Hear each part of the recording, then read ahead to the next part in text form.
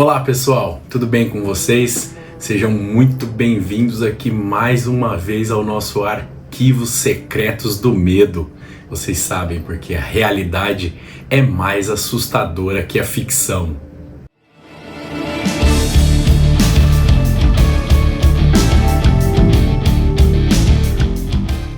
E sejam muito bem-vindos mais uma vez. Hoje nós vamos falar aí sobre o caso dos assassinatos em Idaho, nos Estados Unidos, onde 4 estudantes foram brutalmente assassinados aí a facadas em 2022. Era uma casa, que moravam esses estudantes, tinham 3 andares a casa. No andar de baixo, no primeiro quarto ali, estavam a Dylan Mortensen e a Bethany Funk. Essas 2 estudantes, elas não sofreram um ataque, elas não morreram. Quem foram as vítimas no caso aí foram a Madison Muggin, de 21 anos, Kaylee Gonçalves, de 21 anos também. Elas estavam no 3º andar aí, as 2. E no andar ali, vamos dizer assim, o térreo, intermediário, estavam a Xana Coronado e o Ethan Chapin, que os 2 eram namorados, o Ethan e a Xana. A polícia estima que o crime aconteceu ali entre 4 e 4:30 da manhã. Os 4 foram assassinados a facadas. A Dylan e a Bethany, elas estavam na casa, elas estavam no quarto, ouviram barulho, elas relataram para a polícia, mas elas não foram ver o que tinha acontecido, elas ficaram lá no quarto.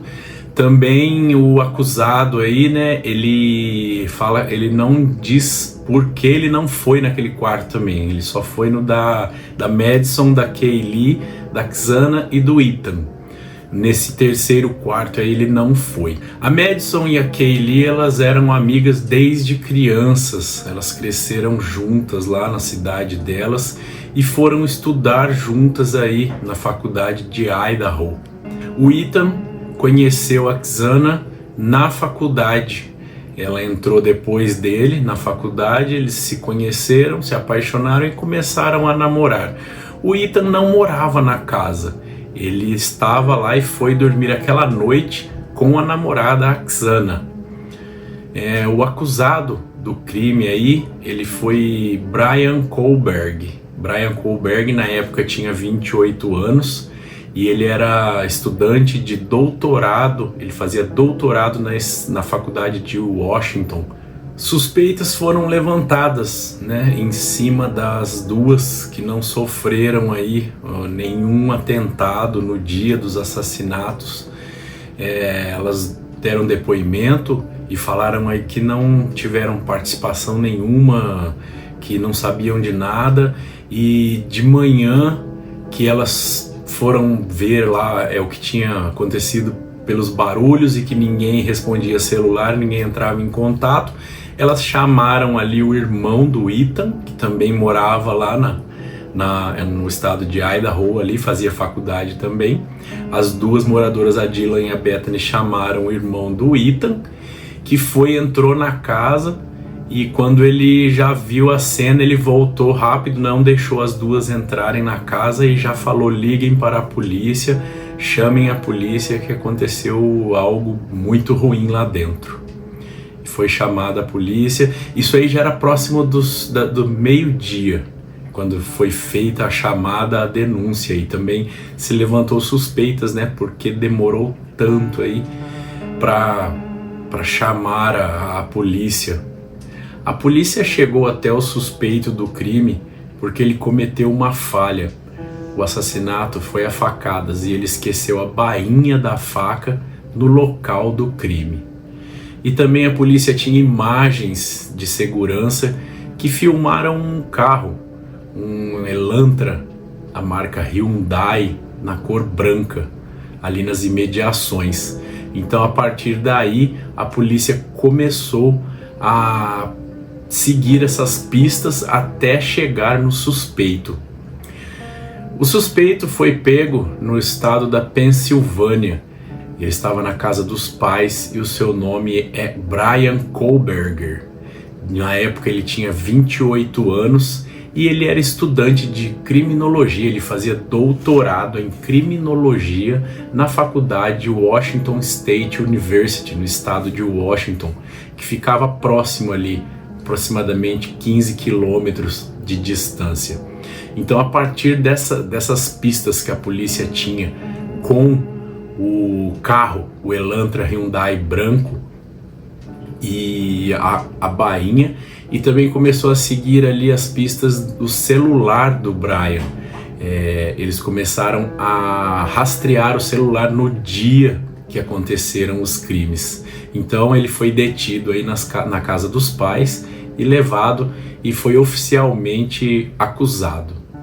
Hoje, em 2025, o julgamento de Bryan Kohberger terminou. Ele aceitou um acordo com a promotoria, se declarou culpado e não vai pegar pena de morte. Bryan vai cumprir aí sua pena de sentença à prisão perpétua, sem possibilidade de condicional, pelo quádruplo assassinato. Vamos ver mais um pouco dessa história e entender melhor tudo o que aconteceu.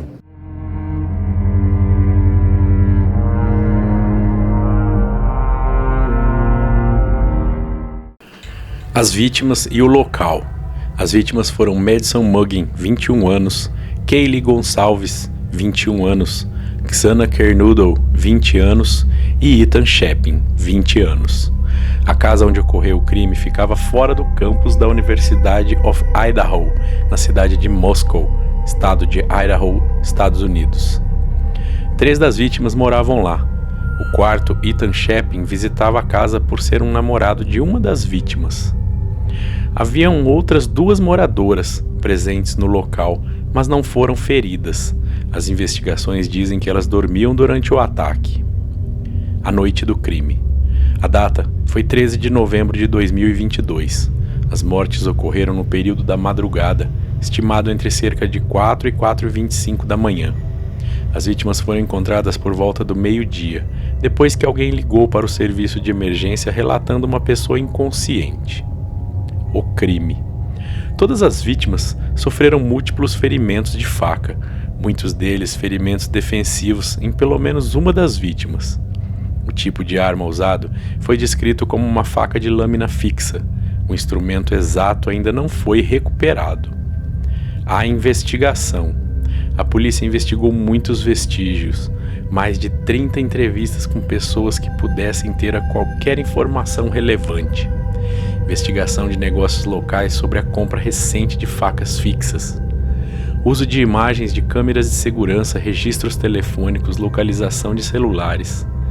Coleta de resíduos de DNA de um estojo de faca deixado na cena do crime. Algumas decisões de procedimento. O caso gerou forte mobilização pública, envolvimento do FBI e das polícias estaduais. A casa onde ocorreu o crime foi demolida em dezembro de 2023. Consequências legais e julgamento. Em 30 de dezembro de 2022, um suspeito foi preso. Um estudante de doutorado em criminologia da Washington State University, Bryan Christopher Kohberger, 28 anos na época. Ele foi acusado formalmente de 4 mortes por homicídio em primeiro grau e de um delito de fraude ou invasão, por ter entrado em uma residência com a intenção de cometer um crime. As autoridades usaram várias evidências para ligá-lo ao crime, inclusive DNA encontrado no estojo da faca deixado no local, dados de localização de celular que mostravam que ele estava na área da casa das vítimas várias vezes nos meses antes do crime. Em 2 de julho de 2025, Kohberger se declarou culpado de todas as acusações como parte de um acordo para evitar a pena de morte. Em 23 de julho de 2025, ele foi condenado a 4 sentenças consecutivas de prisão perpétua sem possibilidade de liberdade condicional, além de 10 anos adicionais por invasão. O que não está resolvido? O motivo do crime ainda não foi determinado, ou seja, não se sabe por que as vítimas foram atacadas, se há uma vítima-alvo ou se as mortes foram planejadas com antecedência para esse conjunto de pessoas. Algumas pessoas levantaram teorias.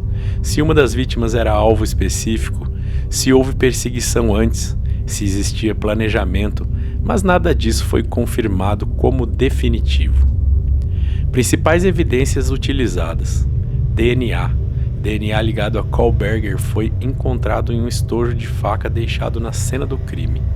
Dados de localização de celular, registros que mostram que Kohlberger esteve repetidamente na região da casa das vítimas anteriormente ao crime.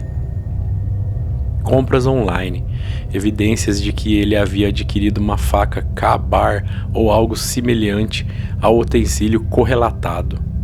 Áudio-telefone de emergência no dia do crime. Embora esse áudio não prove culpabilidade por si, ajuda a estabelecer cronologia e o momento exato em que alguém notou algo. Argumentos legais sobre supressão da evidência. Defesa tentou impedir que várias provas fossem usadas: DNA, telefone, e-mail, histórico de compras, mas esses pedidos foram em muitos casos negados. Pontos que não estão resolvidos. Motivo do crime: ainda não foi oficialmente revelado o motivo exato pelo qual essas 4 pessoas foram mortas. Assuntos processuais como onde exatamente a faca está, se foi recuperada, até agora a faca em si não foi recuperada. Embora os promotores tenham apresentado um quadro mais claro do que aconteceu naquela noite, eles ainda não responderam por que Kohlberger escolheu aquela casa e aquelas vítimas. Também não disseram se Kohlberger conhecia alguma das pessoas que ele supostamente matou.